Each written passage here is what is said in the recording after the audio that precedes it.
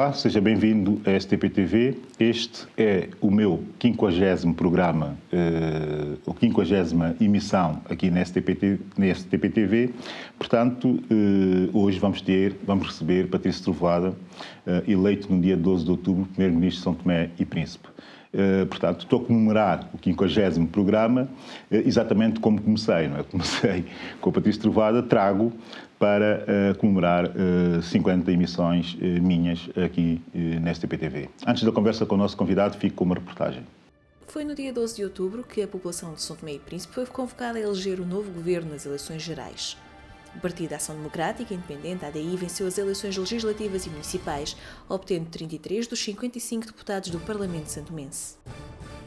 Tendo um manifesto de apoio do povo santomense e também de outras entidades internacionais, Patrício Trovoada prepara-se agora para tomar posse. Hoje recebemos o primeiro-ministro eleito de São Tomé e Príncipe na STP-TV. Não perca esta conversa. Bem, de volta, primeiro saudar Patrício Trovoada. Obrigado por estares aqui e por, no meio dessa agenda louca de preparação para o próximo ciclo, teres-te disponibilizado para mais uma conversa aqui na STP-TV. E depois, dar os parabéns pela vitória e pela forma clara como ela foi obtida. Toda a gente pergunta-se, e começamos a conversa logo por aqui, e eu começo logo por aqui também, como será a coabitação com o Presidente Pinto da Costa a partir deste momento? Primeiro, obrigado por me ter aqui e eu acho que é para mim um grande prazer também, enfim, quando posso regressar aos estúdios da STP-TV. Essa pergunta das minhas relações com o Presidente Pinto da Costa, eu confesso que ela tem surgido várias vezes e eu gostaria que se colocasse a pergunta ao Presidente Pinto da Costa, porque eu já respondi, já manifestei a minha disponibilidade em trabalhar com o Presidente Pinto da Costa, porque, acima de tudo, estão os interesses do país. O Presidente Pinto da Costa foi eleito e é um presidente legítimo. O ADI ganhou as eleições com maioria absoluta e com, enfim, a minha figura como candidata a primeiro-ministro, e nós somos perfeitamente legítimos também. Eu creio que, do meu lado, nunca houve matérias concretas que pudessem indiciar uma dificuldade de relacionamento com o Presidente Pinto da Costa enquanto Patrício Trovoada primeiro-ministro. Bom, é preciso, eu às vezes quando ouço alguns comentadores e algumas pessoas abordarem essa questão, eu penso que é preciso encarar isso com, enfim, algum equilíbrio e alguma objetividade. Bom, é preciso, de facto, colocar sobre a questão ao Presidente Pinto da Costa.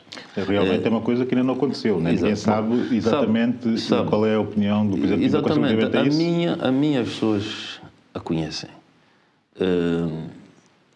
Eu sou primeiro-ministro, serei primeiro-ministro e chefe de governo para cumprir com a Constituição e as leis e para implementar um programa e opções que foram, enfim, escolhidas, decididas pelo povo santomense quando, no dia 12 de outubro, deram-nos a maioria absoluta que toda a gente conhece.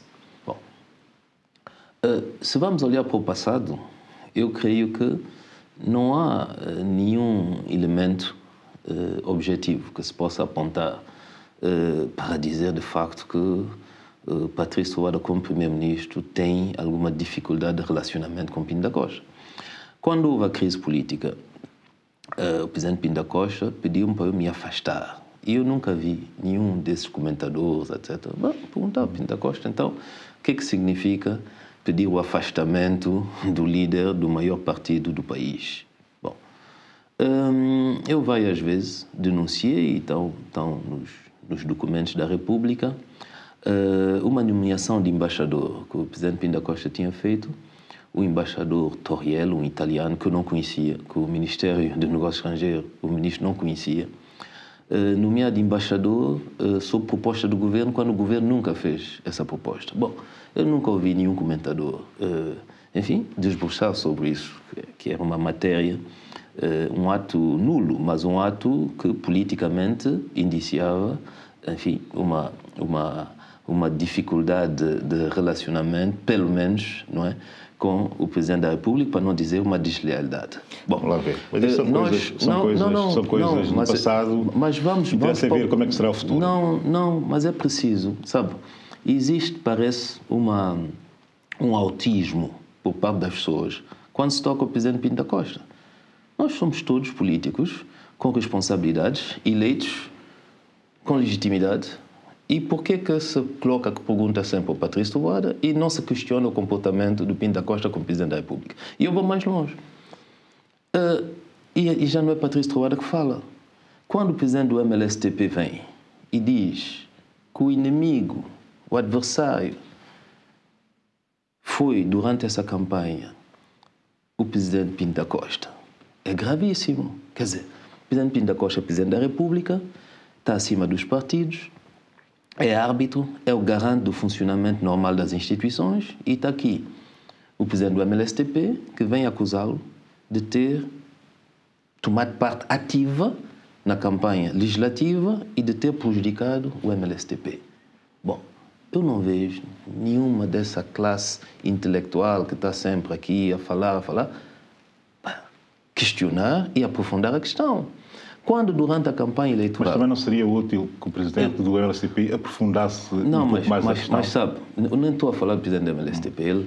Ele poderá o fazer se lhe perguntem, se calhar. Claro. Mas o que eu acho é que eu tenho vindo a observar aqui, desde a nossa vitória, que as pessoas muito preocupadas com Patrício Trovoada. Se Patrício Trovoada vai se relacionar, como é que Patrício Trovoada vai se comportar, como é que etc. Porque o Presidente tem tais poderes, tais outros poderes. Aliás, mesmo na questão dos poderes do Presidente, uma incompetência, um desconhecimento da Constituição. Quer dizer, quando a Constituição nossa, hoje, que está em vigor, diz que, por exemplo, a política externa, a política de defesa e segurança é da responsabilidade do Governo, que deve aplicá-la em função do seu programa. Quando a Lei de Defesa Nacional diz que quem responde pela defesa e a segurança do país em tempo de paz é o Primeiro-Ministro. Bom, então, mesmo em termos dos poderes de uns e outros, as pessoas tentam ainda trazer confusão com as constituições antigas, etc. E eu vou fechar esse capítulo. Quando se fala, por exemplo, da criação da plataforma desse partido, não é? Bom, e que a plataforma, e vimos durante a campanha, usa umas obras privadas como sendo uma publicidade, não é, daquilo que a plataforma está a fazer. Não é? E eu falo, por exemplo, da cidade, suposta cidade nova. Não é? Um lançamento da primeira pedra que o próprio Presidente da República foi convidado. Pelo menos depois retiraram o cadeirão dele, mas ele foi convidado, devia participar. Nós não sabemos se é obra do governo, nós não percebemos como é que isso pode ser a obra de um partido, não é? Bom, e esse partido conotado com o Presidente da República. Mas algum analista, algum intelectual, mas dessas pessoas que estão sempre aí, enfim, a intervir e a explicar, desbruçou sobre essa questão? Falou dessa questão? Aprofundou a questão? Bom, daí que eu quero, e volto a dizer de uma maneira definitiva, e isso antes de tomar posse como Primeiro-Ministro, porque depois não poderei dizer as coisas tal como eu as digo hoje, mas é bom que isso fique claro. Eu estou ao serviço do meu país, do meu povo, das instituições da República. O Presidente da República é a mais alta instituição da República. Ele poderá contar com minha lealdade institucional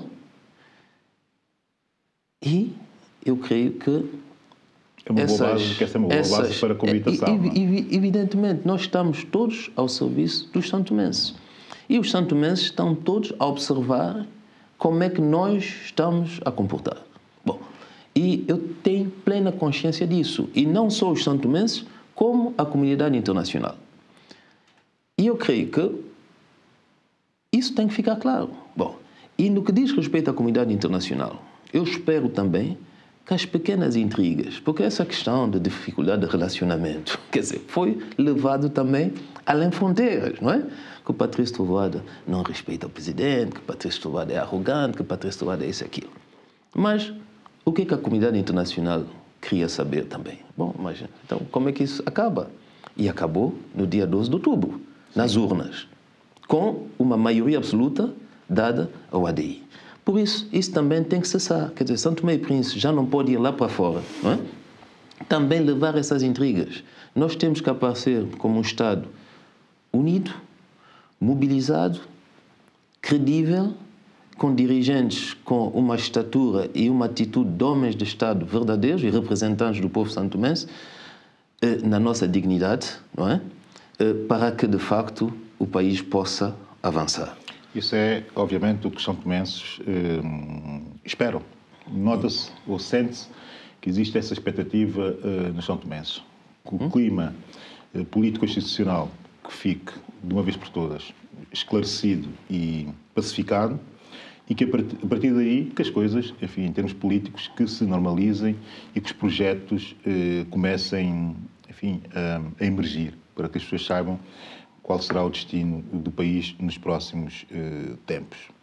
Mas ainda assim, já depois das eleições e da vitória da ADI, está a preocupar a muita gente face ao estado em que o país está, e agora já toda a gente percebe que o país está em muito mau estado, por essa tentação e essa necessidade de pressionar a que haja o novo governo o mais rapidamente possível. Porque é que isso não aconteceu assim? Ou seja, pensando nas questões legais e constitucionais, é óbvio que a ADI, do meu ponto de vista, tem as suas razões. Mas numa situação como é a atual, de grande emergência, porque não manter-se a exceção? Porque o que se vinha fazendo, em termos práticos, era uma exceção àquilo que é a regra no direito constitucional, que é, primeiro, constituir-se a Assembleia, e depois, sim, a partir da Assembleia, de onde emanam os poderes do Governo, constituir-se o Governo. A sequência é, efetivamente, esta em normalidade político-constitucional. Mas, face à emergência, isso terá alguma vez ocorrido ou sido pesado pela ADI? Sabe, a lei tem que ser dinâmica e ela é feita para os homens e pelos homens. Bom, o que é que se passa? Nós, eu volto a dizer que estamos preocupados e queremos, de facto, o mais rapidamente possível, servirmos as populações no quadro do mandato que nos foi dado. Eu creio que houve má vontade. Bom, porque a questão dos prazos, mesmo se não tem a ver só com o regimento, e aí eu insisti sobre o regimento, mas evidentemente que havia também a questão da própria lei eleitoral. Bom, eu estou convencido que com alguma boa vontade nós conseguiríamos reduzir aquele prazo. A Assembleia podia perfeitamente, com a colaboração também do Presidente que tem que promulgar as leis, nós chegámos a um entendimento para reduzirmos esse prazo, passá-lo a 10 dias. Sim, mas isso pode ser feito posteriormente. Até sim, mas nesse período podia ter sido feito. Mesmo nesse período era possível fazer-se? Era possível, nós trabalhamos nisso. E depois, como se diz, aqui no nosso país, para algumas coisas a prática serve e para outras coisas a prática não serve. Bom, e eu acho que eu falo de má vontade porque o atual Presidente da Assembleia Nacional, toda a gente sabe como é que ele foi eleito, quer dizer, não é?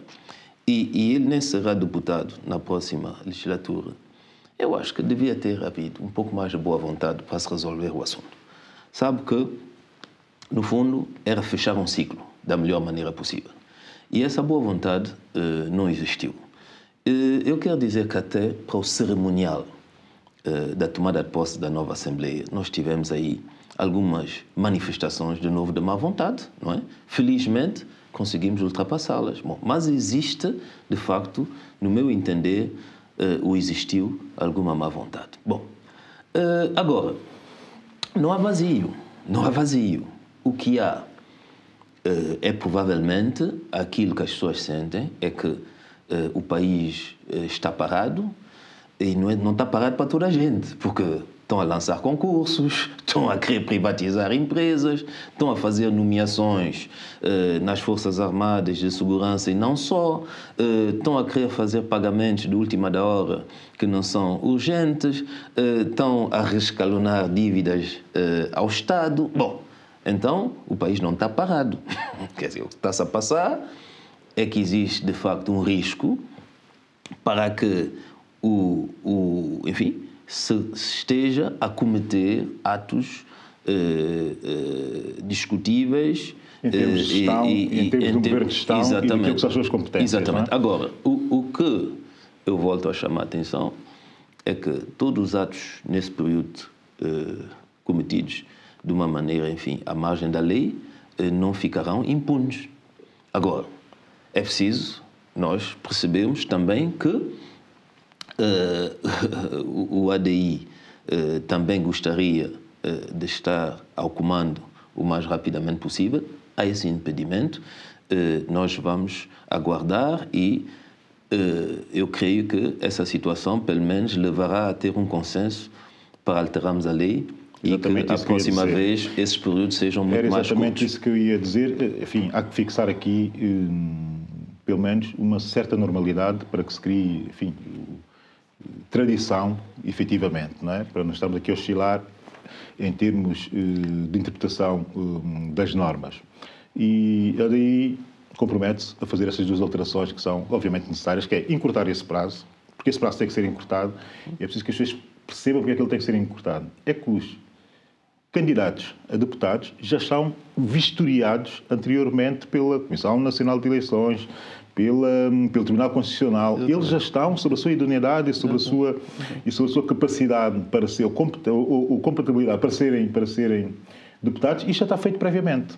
Portanto, era só dar seguimento da parte da Assembleia a essa informação que já existe. Que isso demora um mês, não faz sentido nenhum, como também pensar-se em fixar o critério para a data de marcação de eleições, para não estarmos aqui constante e sempre a navegar em interpretações e em, enfim, aproveitamentos circunstanciais da realidade. Estamos de acordo, mas nós é um compromisso muito simples, muito fácil para nós assumirmos, porque desde há muito tempo nós estávamos a dizer isso. Bom, como vê, nós estamos em novembro, meados de novembro, e o orçamento será votado no primeiro trimestre de 2015. Bom, nós dependemos muito da ajuda externa. Todos os países, tradicionalmente, que ajudam São Tomé e Príncipe, já fecharam os seus orçamentos. O Banco Mundial, temos alguns programas com o Banco Mundial que necessitam de resposta. Eu quero dizer que alguns desses programas que podiam, enfim, integrar e deveriam integrar a política do novo governo, não vão poder ser alterados, não é?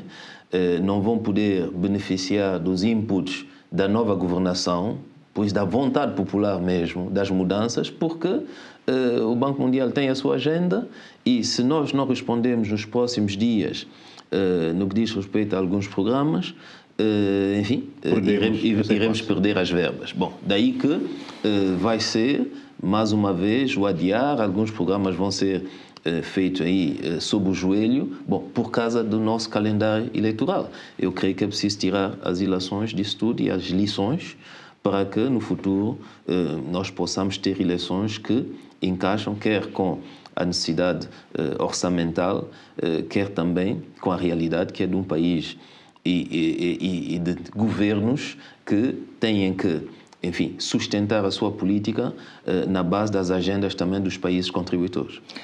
Ministro Trovada, tem essa noção que o que se está a pedir, sobretudo a juventude, que foi massivamente quem votou na ADI, que estão a pedir mudanças. Mas não estão a pedir uma mudança qualquer, estão a pedir, obviamente, uma mudança, enfim, de transição do modelo, que é o nosso modelo de desenvolvimento assistencialista, essencialmente assistencialista, para um modelo de desenvolvimento outro, qualquer, e que implique maior autonomia e intervenção do próprio Estado e também na concessão económica do país numa outra perspectiva. Para isso, como é óbvio, o elemento central será os recursos humanos. Esse é o meu ponto de vista. Tudo começará pela qualidade, pela qualificação e pela capacidade de atrair recursos humanos, sobretudo e nesta altura do país, para dar esse salto qualitativo que se espera. A questão é a seguinte: é tradicional na vida política são tomense, sempre que existem mudanças de governos, a razia por completo do quadro superior da administração pública. Que critérios? Isso vai acontecer, obviamente, vão haver mudanças, vão haver alterações no quadro superior da administração pública. Acontece mais ou menos em todo o mundo, nos países mais do que nos outros. A questão é que critérios serão usados pela ADI para fazer essa transição. Ou seja, as pessoas também têm que perceber qual será o critério a usar para lá, obviamente, o critério de confiança política naquelas direções, sobretudo de chave, que toda a gente entende que têm que ser efetivamente alteradas. Abílio, eu volto a dizer que São Tomé e Príncipe é de todos nós. Uhum. Os São Tomé são diversos. Agora, e nós queremos fazer uma política de inclusão. Agora, vamos falar claro. Quer dizer, há pessoas que nem podem estar a sonhar que vão ficar nos seus lugares, porque elas sabem o que é que eles andavam a cometer. Isso é claro. Bom, há alguns que nem em sonho vão pensar que vão ficar nos seus lugares. Quer dizer, bom, isso, eles conhecem o ADI, sabem o que é que o povo, qual é a mensagem que o povo mandou no dia 12 de outubro, e não há hipótese de eles ficarem. Bom, há setores em que o desempenho é muito contestado. Bom, isso não quer dizer automaticamente que tem a ver só com as pessoas. E é evidente que nós temos que perceber um pouco melhor o que é que se passa. Bom, e a partir do momento em que temos uma opinião feita, veremos se é um problema de manter as pessoas, de capacitá-las melhor, de reorganizar, ou um problema de mudar pessoas. Bom, há setores em que as pessoas estão nos lugares há 10, 12, 15 anos. E eu acredito que a partir de um certo momento, qualquer pessoa tem um rendimento decrescente. Bom, e aí também não se deve questionar muito. Eu estou convencido que essas pessoas devem perceber que têm que deixar também o lugar a outras. Bom, há setores em que nós queremos fazer reformas. E pode haver pessoas competentes, mas resistentes às reformas. Têm competência técnica, mas ou porque são membros do partido político da oposição, ou porque têm, digamos, as suas opiniões perfeitamente construídas e inamovíveis, então essas pessoas não vão realmente se predispor às reformas. E algumas pessoas até dizem, já, é evidente que temos que ter aí pessoas engajadas com a política de reforma do governo. Bom, e depois, há pessoas que talvez não são as pessoas ideais, mas que vamos ter que manter porque nós não temos também alternativas. E a questão da alternativa tem que ser construída, porque nós provavelmente, e eu acredito que no estrangeiro há santomenses da diáspora que podiam perfeitamente ser a tal alternativa em alguns setores, não em todos. Mas aos santomenses da diáspora se coloca um outro problema. Que como é integrá-los, não é? não só como integrá-los, mas que eu digo que, de momento, tem muito a ver, os santomenses da diáspora que querem entrar, tem muito a ver com o militantismo. Não a favor do ADI, mas para o próprio país. As pessoas têm que ir com uma vontade militante de servir o país. Porque o que é que nós podemos oferecer a alguém que tem um salário de 1.000 e poucos, 2.000, 3.000 euros cá fora? Pessoas que têm que pagar, têm compromissos com o banco, têm que pagar uma casa cá em Portugal ou noutros países. Pessoas que têm os filhos escolarizados em escolas privadas, etc, etc. Hoje, pouco temos para oferecer. Temos um salário que toda a gente conhece, qual é o salário em Santo Tomé e Príncipe. Não existe habitação disponível em Santo Tomé e Príncipe. Hoje, uma vivenda em Santo Tomé e Príncipe, enfim, que corresponde ao mais ou menos o nível, enfim, de conforto que existe cá em Portugal, custa mais caro, em termos relativos, que uma vivenda cá em Portugal. Bom, o custo de vida em Santo Tomé e Príncipe é bastante elevado, temos que reconhecer. Bom, daí que, para nós atrairmos também os talentos da diáspora, aqueles que têm um espírito militante são os bem-vindos, mas os outros temos que criar algumas condições também em Santo Tomé e Príncipe e temos intenção até, em alguns casos, por exemplo, de trabalhar com o governo português para ver aqueles que são da administração pública portuguesa, como é que podemos aí criar um entendimento, um acordo para que eles possam ir servir para Santo Tomé e Príncipe. E aí coloca-se outro problema. Os santomenses, nós, por exemplo, estamos a olhar para os santomenses que estão prestes da idade da reforma. Bom, e vemos se nós podemos antecipar a reforma, falando com o governo português e chegamos a um acordo. Bom, mas nos interessa também a juventude. Com certeza, bom, com certeza. E essa juventude, muitas vezes, mesmo na diáspora, não está no setor público português, está no setor privado. Sobretudo no setor privado. E então, nós estamos a ver aqueles que estão integrados, digamos, nos institutos universitários, etc., para ver aí o que é que se pode fazer. Bom, daí o que é que eu quero dizer? Se me perguntar qual é a metodologia, vai perceber que não é uma metodologia baseada na ideologia, na pertença política, etc. É uma metodologia baseada nos resultados, não é? Na exigência e, evidentemente, no engajamento para fazer as reformas que o país precisa. Nesta base, toda a gente será a aproveitar. Percebo. Mas já deves ter compreendido que depois dessa vitória da ADI que existe um burburinho muito grande nas expectativas das pessoas, ou seja, de muitos jovens são tomenses com quem eu contactei nesta fase e alguns deles a disponibilizarem-se para regressar ao país, não são necessariamente pessoas militantes da ADI, nem nada disso, é preciso que se entenda isto. É mais a noção de que este é um momento que pode ser crucial para o país. As pessoas estão a disponibilizar-se para fazerem esse sacrifício pessoal até.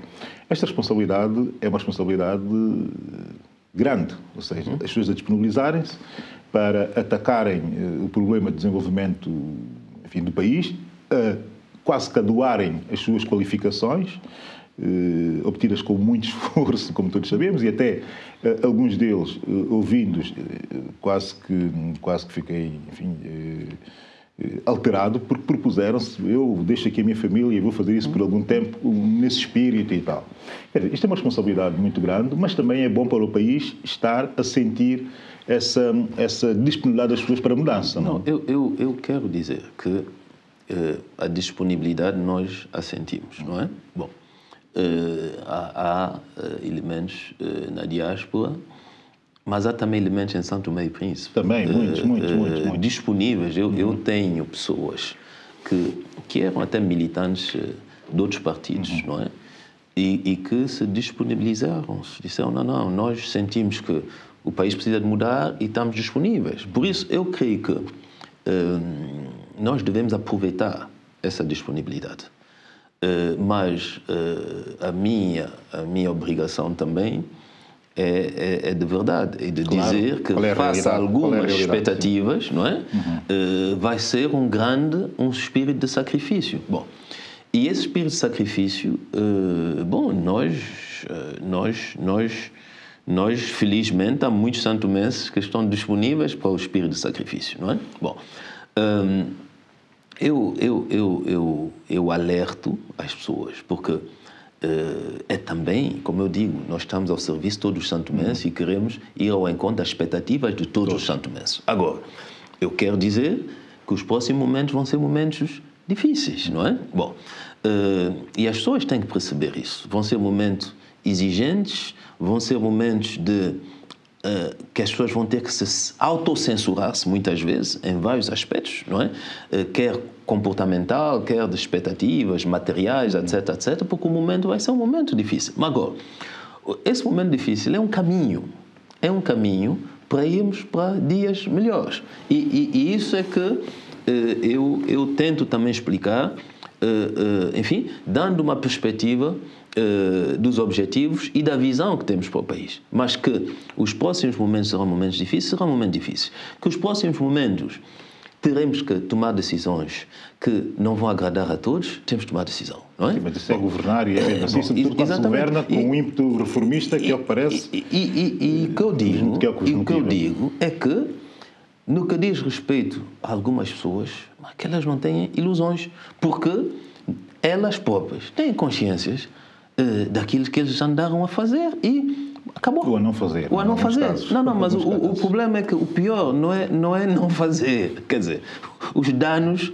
maiores foram causados por aqueles que andaram a fazer coisas que sabem perfeitamente não deviam ter feito. E isso vai ser corrigido. A nível de recursos humanos, estamos aqui a falar a nível de recursos humanos, percebemos todos que há aqui muito improviso e muito amadorismo na gestão dos recursos humanos no país.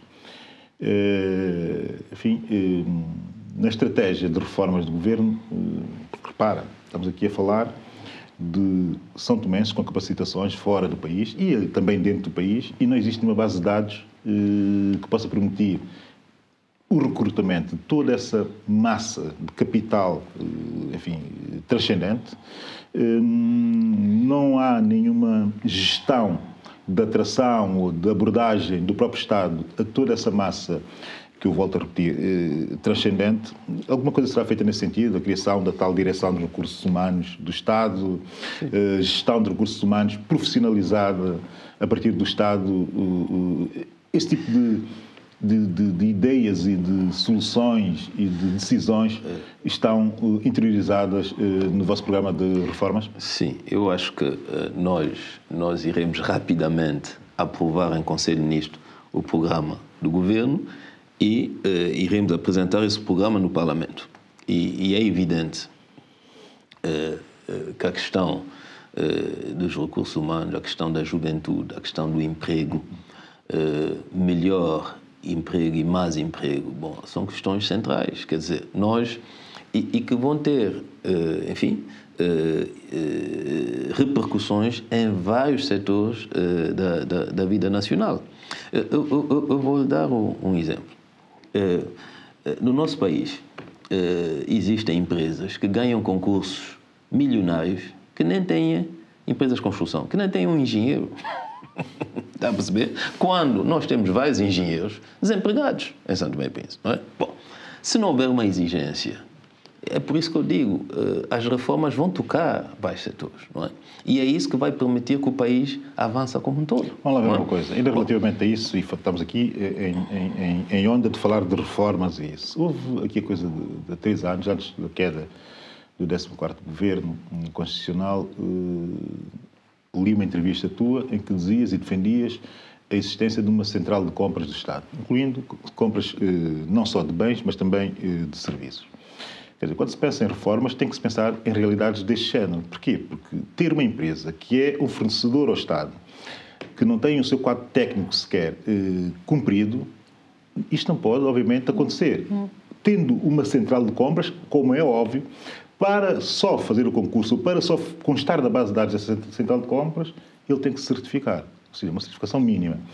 Quer dizer, esse tipo de coisas são coisas que estão a ser pensadas ao nível do governo, porque isto também convém criar esse tipo de critérios mais objetivos para não melindrar, porque nós sabemos como é que é o nosso ambiente. Sim, mas nós queremos dizer que a ação do Estado e a ação do governo está bem orientada. Bom, todas as pessoas sabem. Emprego, custo de vida, não é? São dois eixos fundamentais e, digamos, a proximidade com as pessoas. Bom, daí que tudo que faremos com o emprego, tudo que faremos no sentido da redução de custo de vida, vamos fazer com as pessoas e para as pessoas. E vamos explicar. E quais são as pessoas? Aquelas mais que necessitam. Eu vou dar um outro exemplo da questão do custo de vida. Em São Tomé e Príncipe, a mão de obra não qualificada é muito cara. Bom, porque o custo de vida é extremamente elevado.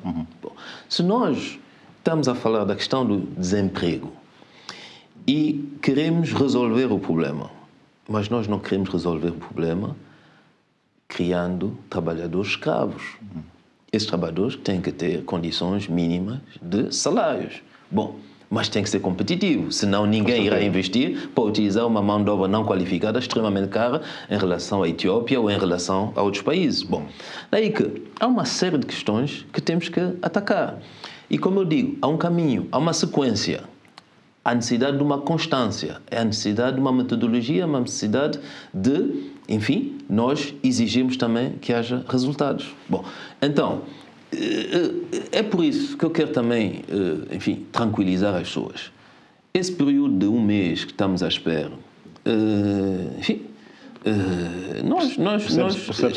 a tentar a trabalhar. Nós sabemos exatamente o que é que nós havemos de fazer, porque sabemos que a situação do país é uma situação grave.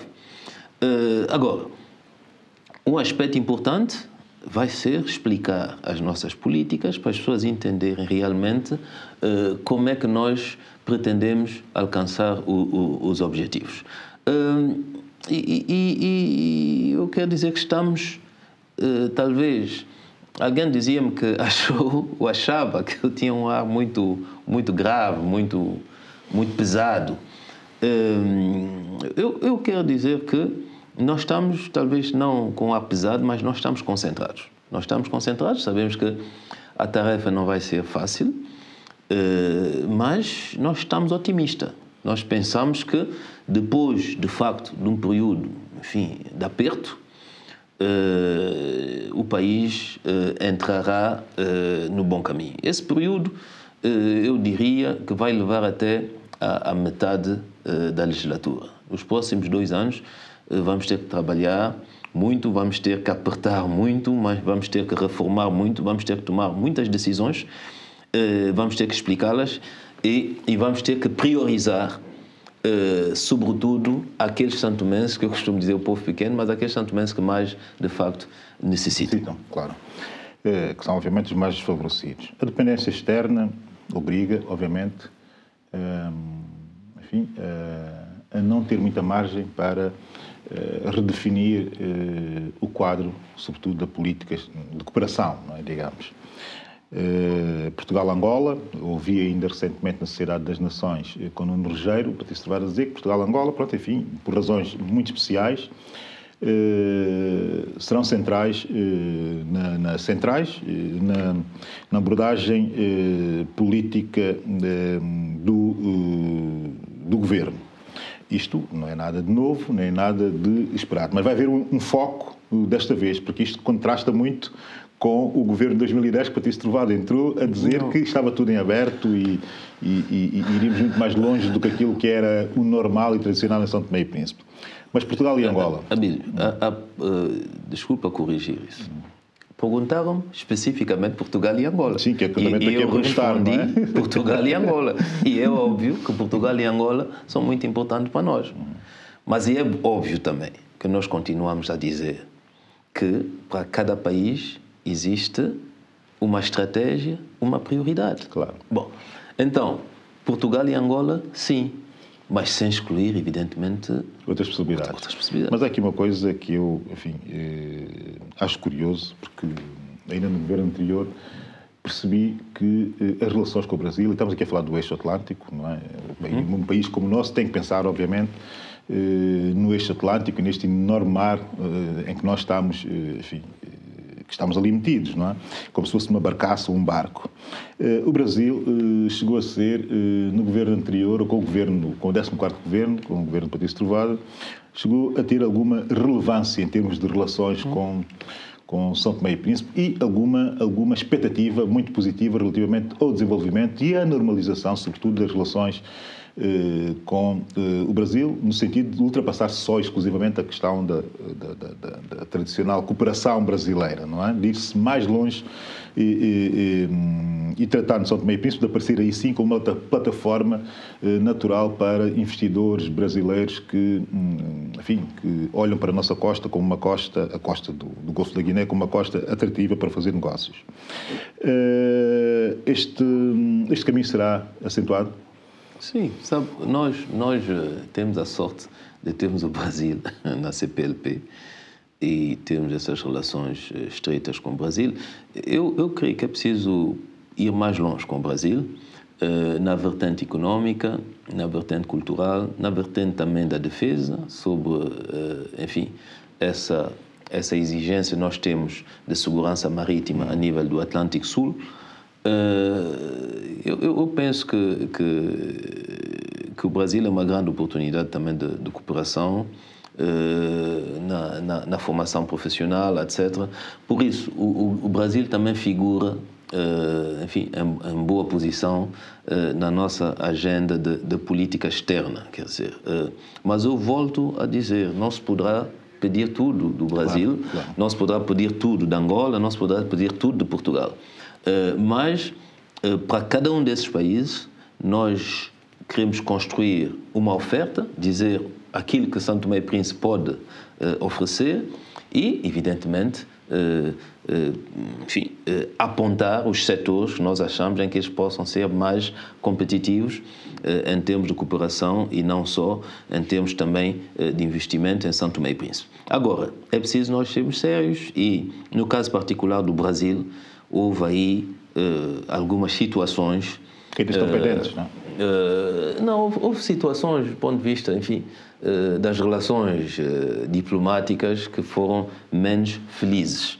E é preciso nós corrigirmos isso. Quer dizer que a confiança é algo que se constrói todos os dias e que pode ser destruída também só pelo ato, não é?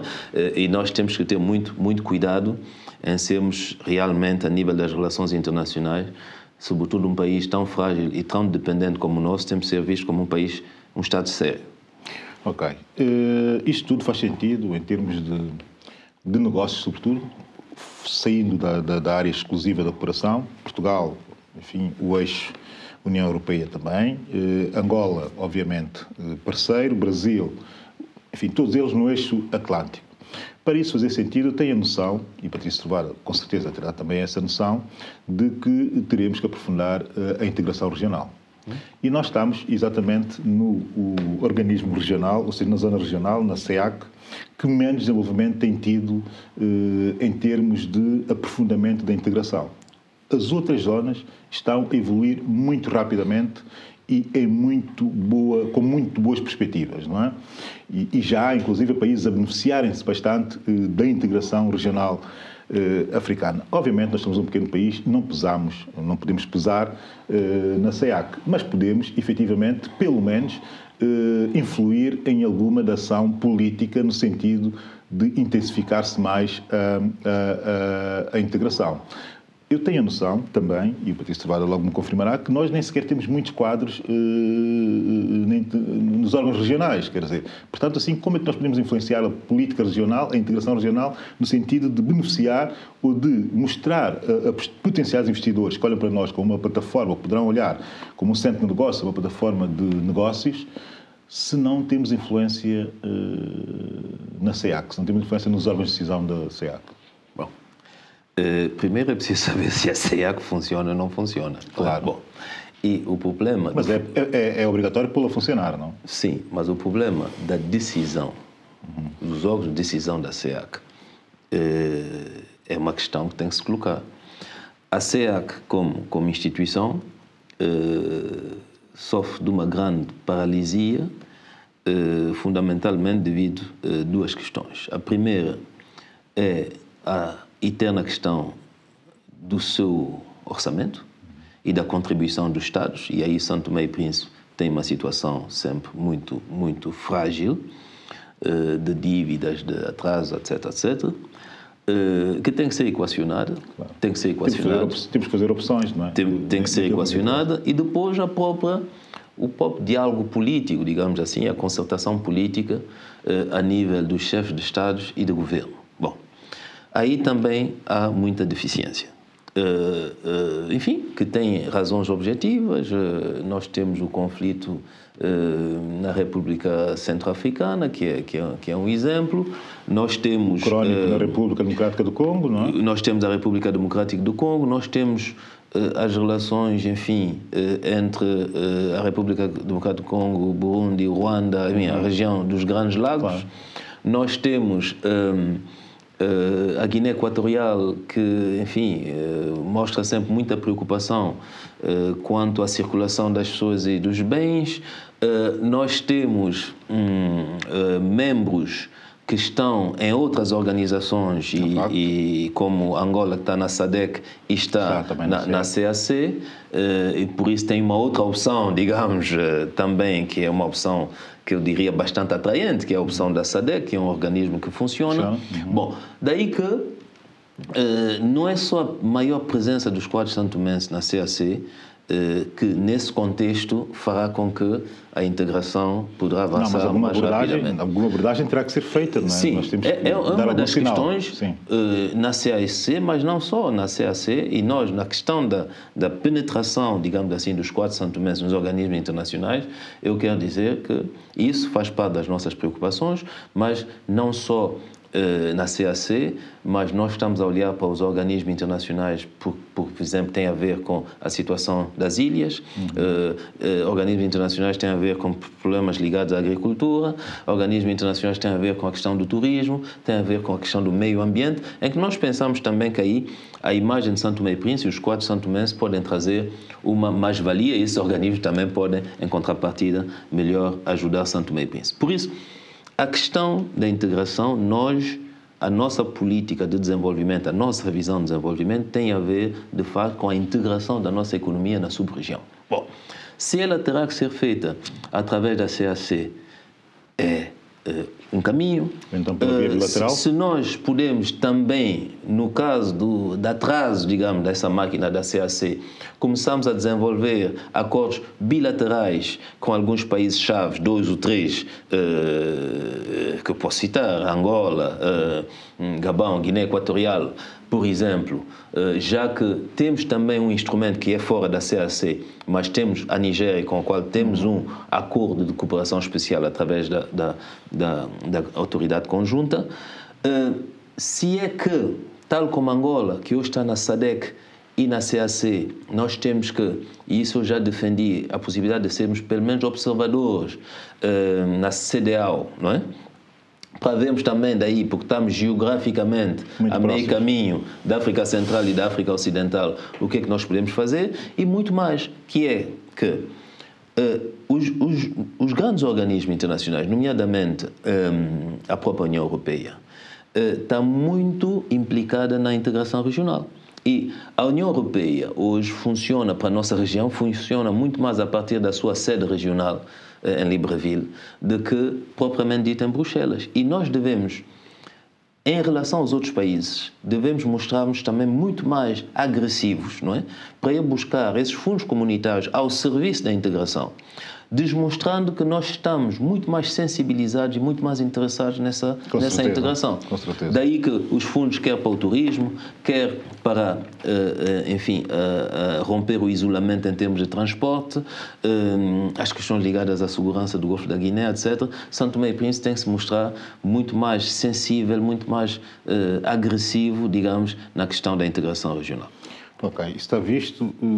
Há bocado falávamos de recursos humanos e também estamos a falar, e também já se falou muito por alto, da questão das receitas para o Estado. E podemos ir diretamente às receitas fiscais. Já deu para perceber que elas vêm baixando. Já deu para perceber que é preciso recuperar. Já deu para perceber que é preciso cobrar algumas dívidas fiscais que estão quase que incobráveis. A primeira questão é a seguinte: eu estive a ver um índice, eu sou um freak de índices, né? Sou um maluco por índices, como toda a gente sabe, e verifico que no panorama internacional, enfim, de fiscais por 1000 habitantes, São Tomé e Príncipe aparece quase que em último lugar, em termos fiscais das finanças, não é? Ou seja, de pessoas que são especialistas em tratar do assunto da cobrança de impostos. Quer dizer, com um quadro de fiscais tão baixo como o nosso, com uma justiça fiscal que é praticamente inexistente, como cobrar o quase que incobrável que nós temos, para além da questão política, não é? Obviamente, que nós temos no país, e tornar normal essa cultura de pagar-se impostos, porque esses impostos é que, de facto, vão atenuar a pobreza, que vão intervir no sentido de beneficiar os menos favorecidos da nossa sociedade. Como tornar a sociedade solidária por esta via da cobrança ética de impostos? Bem, está aqui uma série de questões, não é? Eu acredito que pode-se cobrar mais que aquilo que tem estado a cobrar sem aumentar o quadro do pessoal. Acredito nisso. Isso é possível? É possível e será demonstrado. Agora, nós é preciso ver também que aquilo que é para cobrar tem que ser cobrado com alguma justiça, olhando caso a caso, porque há muitos santomenses que, enfim, empobreceram, e não é só os pobres que empobreceram, algumas pessoas que estavam numa situação mais folgada também empobreceram. Bom, e nós temos que olhar caso a caso, mas eu quero lembrar às pessoas que nós não estamos num país de 10 milhões de habitantes ou de 100 milhões de habitantes, nós estamos num país com 180 mil residentes, em que os adultos que estão, enfim, na vida ativa devem representar 60 mil ou pouco mais pessoas. Bom, então é preciso, enfim, sermos um bocadinho realistas e concretos. Bom, nós vamos olhar caso a caso e, caso a caso, vamos ver como é que nós podemos cobrar, não é? Sem matar a economia, sem destruturar as empresas, mas nós sabemos que há empresas que não pagam porque, enfim, cobertura política, amiguismo, corrupção, etc, etc, e não pagam. E vão ter que pagar. Agora, é evidente que nós temos que reforçar o quadro do pessoal, quer a nível dos impostos, quer a nível da Inspeção Geral das Finanças, não é? Mas isso poderá ser visto num período de tempo, não é? Eu acredito que, mesmo a nível da Justiça, vamos ter que reforçar o apoio técnico, a assistência técnica, porque, afinal de contas, há muitos casos que não são tratados. E o argumento de dizer que há falta de pessoal, não há tempo e não sei quantos, quer dizer, é um argumento falso. Algumas situações são tratadas com velocidade máxima e há dezenas e dezenas de casos que ficam perdidos nas gavetas. Então, nós vamos repor isso tudo, enfim, naquilo que nós consideramos ser no trâmite que serve o interesse do Estado e de todos os santomenses. É preciso perceber uma coisa. Ao fazer também isso, o Estado tem que ser credível. Quer dizer, os impostos servem para a redistribuição, não é? de um serviço público. Ora, esse serviço público também tem que existir. Patrício Trovoada, acabaste de dizer, isso é muito importante, porque ainda anteontem falava com os santomenses e dizia um deles que a irmã, que é um quadro superior do Estado, e que trabalha no próprio Estado, e que tinha dificuldades em dirigir-se aos serviços do Estado. Ou seja, aos serviços do Estado ao balcão de qualquer serviço do Estado. Quer dizer, um Estado que dá essa imagem lamentável, não pode, obviamente, ser muito exigente a outros níveis. Portanto, temos que partir do princípio de que esse Estado tem que ter outra imagem, outra capacidade de delivery, de resposta, não é? E tem que ser, obviamente, bem gerido para que as pessoas olhem para ele com seriedade. Esse nível, o que é que se vai passar? O que é que se pode esperar dos serviços de Estado e de alterações no sentido de torná-lo parceiro da cidadania? Aí há duas maneiras que têm que ir, enfim, em conjunto. Bom, a atitude, que passa pela formação, motivação dos quadros, sobretudo daqueles que têm um contato direto com o público, e depois há a informatização e a governação eletrónica, um Estado digitalizado. Desta vez vai mesmo acontecer. Vai acontecer, porque é uma exigência, sabe? A atitude, vou dar um exemplo. Imagina, nós somos um país e estamos a dizer que queremos turismo. Imagina alguém que faz 9 horas de voo, chega a São Tomé, o aeroporto internacional de São Tomé e Príncipe, provavelmente depois de 9 horas de voo, passa 1h30 na bicha para os passaportes, e se houver muitos passageiros e chove, uma parte será passada à espera debaixo da chuva, e chega ao balcão e tem um oficial da imigração, enfim, arrogante, malcriado, com cara fechada, etc. Bom, é evidente que a impressão que vai ter do país será uma impressão negativa. E o mesmo serviço pode ser prestado com firmeza, com competência, mas, enfim, se não pode um sorriso, mas pelo menos com uma cara neutra. E eu digo isso em conhecimento de causa. Quer dizer, sabemos de muitas queixas de pessoas que lamentam que os serviços, como disse, quer os santomenses, quer os estrangeiros, que os serviços de imigração deviam ser um pouco mais acolhedores em São Tomé e Príncipe. Bom, mas é curioso que tem uma experiência, por acaso é um dos serviços informatizados que, do meu ponto de vista, estão a ir bem. Não a questão do atendimento no aeroporto, mas nas outras áreas. Eu tenho essa boa impressão deste serviço. Eu estou a falar do atendimento. Bom, claro. Agora, se vamos falar da informatização, não é? A informatização vai ajudar a muita coisa.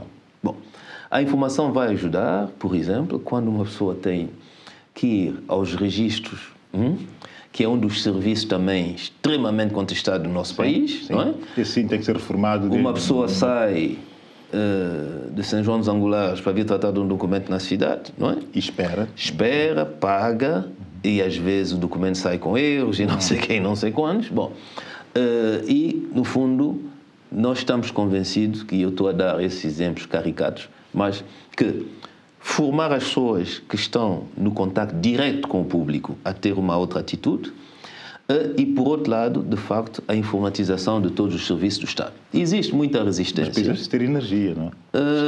Sim, mas, sabe, meu caro filho, nós conhecemos o país que temos. Claro. E, como eu digo, há um caminho. Hoje é verdade que há cortes 3, 4, 5 vezes por dia de energia. É evidente que nós não podemos falar daquilo que estamos a falar e perspectivar o país sem resolver esse problema da energia. Mas, como eu quero voltar a frisar, há um caminho. Há ações que têm que ser feitas em paralelo. Há ações transversais. Necessita de quê? De homens e mulheres santomenses mobilizados, interessados no seu próprio futuro e na melhoria da sua própria vida. Por isso, nós temos que acreditar em nós, temos que acreditar que é possível e temos que acreditar que só nós é que podemos resolver os nossos problemas. 2 coisas para terminarmos. Uma que é nacional, para ter observado, enfim, não tem muita vocação para estar a falar, enfim, do passado e de coisas que foram para trás. Mas há 2 coisas que importam muito aos São Tomenses neste momento, relativamente ao Patrício Trovoada, a sua liderança e a forma como se pode perspectivar o seu próximo mandato. Foi muito criticado por viajar demasiado. Foi muito criticado por isso, viajar demasiado e gastar demasiado também do Orçamento de Estado nessas viagens. A verdade é que, indo ver a execução e os valores até orçamentados, o atual governo gastou muito mais, do meu ponto de vista, muito mais do que aquilo que gastou o governo anterior. Mas, de qualquer forma, o gasto está lá, não é? O gasto está lá e esse tipo de despesas, que são despesas correntes mas que pesam muito no orçamento de Estado, esse tipo de despesas, há algum plano também para gerir melhor esse tipo de despesas e de situações, quer dizer, sabendo que há aqui um esforço de externalização da nossa economia, que é obrigatório, o país tem que se virar para fora, o Primeiro-Ministro tem que ser quase que um carteiro viajante, mas como gerir isto de forma a que isto não pese muito no orçamento do Estado de São Tomé e Príncipe? Eu estou aqui a pedir magia, mas é preciso fazer alguma magia na gestão daquele país. Não? Eu vou responder, e eu vou responder não entrando na polêmica, mas há umas coisas que têm que ser ditas, e felizmente a Bill disse. Viajei muito em 2010 até 2012, sim. Gastei mais que esses governos que seguiram? Não. Não. Gastei mais que os governos anteriores? Não. Agora, para que resultado? E o resultado, infelizmente, porque nós somos países que somos um país que viveu grande instabilidade. Os resultados que podiam ser vistos na segunda metade da legislatura, 2012-2014, não é? Esses resultados não foram vistos e todos sabemos porquê. Por isso, houve um investimento de 2010 a 2012 de imagem, de promoção do país, de contactos com investidores, quer públicos, quer privados. Esse investimento foi feito. Felizmente, em 2014, esse investimento que foi feito de 2010 a 2014 subsiste ainda alguma coisa. É possível recuperá-lo. Daí que eu considero que provavelmente o primeiro-ministro Patrício Trovoada de 2014 para frente irá viajar menos, porque ainda conseguimos colher os frutos do investimento que nós fizemos de 2010 a 2012. E hoje, porque mesmo estando na oposição, nós continuamos a trabalhar, nós continuamos a observar o mundo e, sobretudo, na perspectiva de resolver os problemas de São Tomé e Príncipe. Nós continuamos a ter contactos com o mundo internacional. Eu estou convencido que a equipa do governo poderá, de facto, continuar, porque é indispensável esse trabalho, não só de promoção, de contacto internacional, etc., mas o papel do primeiro-ministro Patrício Trovoada será um papel, digamos, menos proativo, não é? Menos, eu diria, de marketing e de quase um marketing comercial, digamos assim, do que aquilo que foi de 2010 a 2012. Isso para dizer o quê? Para que as pessoas percebam que o governo do ADI, nós sabemos o que é que nós queremos para São Tomé e Príncipe e sabemos aquilo que estamos a fazer. Bom, daí que o país precisa de estabilidade, 4 anos de estabilidade, não é? O país precisa de seriedade, o país precisa de um pouco de austeridade, o país precisa de diálogo e precisa de dirigentes que são capazes de decidir. E eu estou convencido que só assim é que daqui a 4 anos poderemos fazer o balanço dessa ação e vermos se de facto os santomenses renovam ou não renovam a confiança ao ADI. Para terminar, uma coisa. Muito recentemente nós temos assistido a uma problemática terrível, do meu ponto de vista, em Timor-Leste, com juízes estrangeiros, nomeadamente portugueses, juízes magistrados portugueses e cabo-verdianos, a serem expulsos do país e eram, efetivamente, gente que fazia justiça objetiva em Timor-Leste com base num acordo de cooperação. Chegou-se a criar em São Tomé e Príncipe um Conselho Nacional de Justiça, cuja lei não passou no Parlamento, foi feita pelo 15º Governo Constitucional, que previa nebulosamente algo semelhante àquilo que se passa em Timor-Leste, ou seja, a possibilidade ficou em aberto, não se sabe se seria concretizado ou não, a possibilidade de juízes estrangeiros dizerem justiça em São Tomé e Príncipe. Como a justiça será central para isto tudo, não haverá nada disso acontecerá sem que a justiça esteja capaz e seja eficiente e seja produtiva também, não é? Pode-se esperar que o próximo governo vá por essa via, pela via timorense de abrir a possibilidade de juízes estrangeiros dizerem justiça em São Tomé e Príncipe, ou a vossa via é outra via, e que via será essa? Isto interessa saber porque é, do meu ponto de vista, estrutural e estruturante, não é? Bom, dizer que se a via timorense é o que foi, nós não vamos por essa via. É evidente que... Mas já existe aqui nós não vamos por como uma as coisas via, podem correr mal. Não, mas podiam correr bem, tinham corrido bem até agora. Não. E eu digo isso em jeito de brincadeira, mas para dizer que, de facto, ter aceito uma coisa e depois expulsar o juiz, parece-me que não é por aí que devia ser. Mas no caso de São Tomé e Príncipe, nós nunca fomos a favor da justiça dita pelos estrangeiros. Não. Nós pensamos que isso faz parte da nossa soberania e quem tem que julgar em São Tomé e Príncipe são santomenses. Agora, nós defendemos que sim, que a justiça em São Tomé e Príncipe precisa de uma forte intervenção, sobretudo em termos de assistência técnica, não é? De fiscalização e depois também de independência financeira, partindo do princípio que uma justiça que está na dependência do poder político não é uma justiça. E nós tivemos alguns dos membros da instituição a funcionarem muito à vontade nessa dependência do poder político.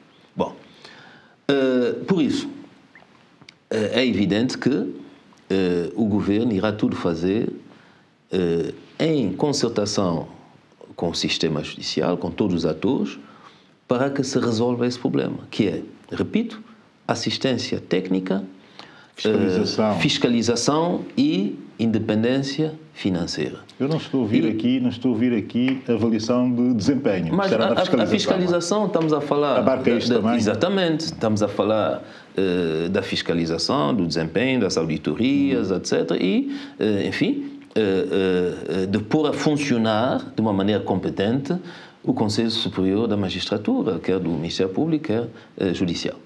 Para que, de facto, também se crie uma nova confiança, não é? Entre o cidadão e o sistema. Mas também que fique bastante claro que, no nosso país, ninguém, nem os políticos, nem os juízes, podem estar acima da lei e, num sistema que é de um Estado de Direito Democrático, toda a gente tem que prestar contas. Bom, e uma das questões que iremos também fazer rapidamente é o ADI apresentar uma lei que responsabiliza os detentores dos cargos políticos, exatamente para dizer que ninguém está acima da lei e que toda a gente terá, de uma forma ou de uma outra, que prestar contas em função dos seus atos. Bom, isso para dizer o quê? Que nós queremos também que a tal justiça factual, julgou mal, fez isso, acabe. Bom, é preciso que isso acabe com o regresso à existência de competência indiscutíveis, não é? A nível do sistema. E isso só pode acontecer num sistema que nós conhecemos, com as pessoas que nós conhecemos, com as formações que nós conhecemos, com a aceitação de uma maneira pacífica da assistência técnica estrangeira para ajudar a melhorar a qualidade da nossa justiça. E depois, eu quero dizer, e como disse, bem, que isso é central, quer para as relações económicas, quer para apaziguar a sociedade, quer para, enfim, a esfera política, etc. É preciso que isso funcione. Quer dizer, nós não podemos continuar a estar num Estado que, para além das querelas habituais, etc., quer dizer, nós somos um país em que as pessoas fizeram do panfleto um desporto nacional, da difamação um desporto nacional, em que as pessoas são, por exemplo, mesmo a comunicação social, as pessoas têm que ser responsabilizadas também mesmo a nível da comunicação social. Com certeza. Embora que eu considero que, tal como a justiça, a independência da comunicação social é fundamental em democracia. Até para aprofundar o Estado de Direito. Mas não quer dizer que as pessoas não têm que prestar conta e são irresponsáveis. Com certeza. Bom, nós temos uma outra situação no nosso país, que é que os complôs. Todos os dias temos aqui algumas pessoas que, e nós sabemos, estão identificados, todos os dias, vai haver golpe de Estado, vai haver golpe de Estado, não sei o quê, pessoas que ameaçam que vão fazer golpe de Estado e tal, isso vai acabar. As pessoas podem ficar tranquilas que Patrício Trovoada, eu não tenho receio dessas coisas. E como primeiro-ministro responsável para a defesa e a segurança do país, isso também vai ter que acabar. Quer dizer, as pessoas têm que perceber que... Desculpa, vou acabar por aí. Mas as pessoas têm que perceber uma coisa. O nosso desafio, para que todos os santomenses sejam felizes, é um desafio econômico e social. E nós temos que trabalhar para pôr o país numa situação de viabilidade económica e social e de normalização. Quer dizer, as pessoas têm que perceber isso. Por isso, aquelas que não querem perceber isso, bom, vão ter que enfrentar uma vontade que é maioritária hoje. E que as pessoas percebem também isso. Quer dizer, aquilo que foi expresso em 12 de outubro não é um voto só para o ADI, não é um voto só para Patrício Trovoada, é um voto para a mudança. Bom, e essa vontade maioritária de mudança obriga-nos a nós todos, ao ADI, como à oposição, como a umas outras franjas da sociedade, tem que perceber que o país tem que mudar. E até as instituições. Agora, terminamos só com a seguinte questão, porque isso foi abordado nessa última parte, por aquilo que tu disseste. Como vai ser a relação do Patrício Trovoada com o Procurador-Geral da República face às situações que ocorreram no passado? Isto é preciso que os santomenses também entendam como é que esta relação vai ser, né? Que é um outro foco de possível confronto institucional. Não há confronto institucional. Pode haver. Não há. Porque, sabe, as questões não são pessoais. As questões não são pessoais. As coisas são de tal maneira que as pessoas têm que fazer o seu trabalho, não é? De uma maneira competente, independente e isenta. E as pessoas têm que perceber isso. E ninguém está acima da lei, mas ninguém está também, digamos... Em exceção à lei. Em exceção à lei. Bom, então, é preciso, e as pessoas sabem perfeitamente, cada um sabe o que andou a fazer. Nós queremos que o país seja um país normal, um país democrático, um país sério, não é? E um país em que, de facto, haja justiça. Sim, o comportamento dos agentes seja também previsível, então, de certa forma, de acordo com a lei. Esses problemas não existem. Esses problemas não existem. Eu quero... E as pessoas que me conhecem sabem perfeitamente como é que eu funciono. Nós, sinceramente, estamos preocupados com o bom andar da nossa democracia e do nosso país. Nós não estamos preocupados em ajuste de contas.